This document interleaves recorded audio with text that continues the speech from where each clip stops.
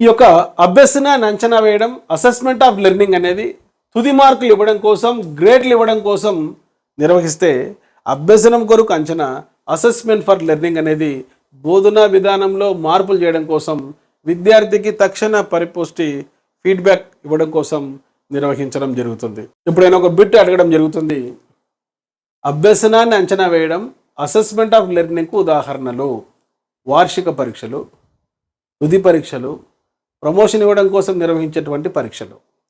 అదేవిధంగా assessment for లెర్నింగ్కు సంబంధించిన ఉదాహరణలు ప్రాజెక్ట్స్, లఘు పరీక్షలు, విద్యార్థుల భాగస్వామ్యము మరియు ప్రశ్నలకు వారు ఇచ్చేటువంటి ఆలోచనలు, పర్యాలోచనలు, ప్రతిస్పందనలు, ఇవన్నీ కూడా అసెస్మెంట్ ఫర్ లెర్నింగ్లో అభ్యసనం కొరకు అంచనాలో ఉపయోగిస్తాం. వార్షిక పరీక్ష ఈ మూల్యాంకనానికి ఉదాహరణ. ఎప్పుడైనా ప్రశ్న చదివిన తర్వాత ఎలిమినేషన్ చేసుకోవాలి.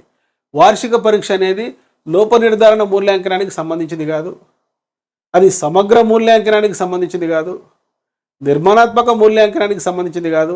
ఇవన్నీ ఎలిమినేట్ చేసుకుంటే వార్షిక పరీక్ష అనేది, యాన్యువల్ ఎగ్జామినేషన్ అనేది సమ్మేటివ్ ఇవాల్యుయేషన్కు, సంగ్రహణాత్మక మూల్యాంకనానికి సంబంధించింది. ప్లే స్టోర్లో ఎమిలీ అకాడమీ అని టైప్ చేసి నేడే యాప్ డౌన్లోడ్ చేసుకోండి.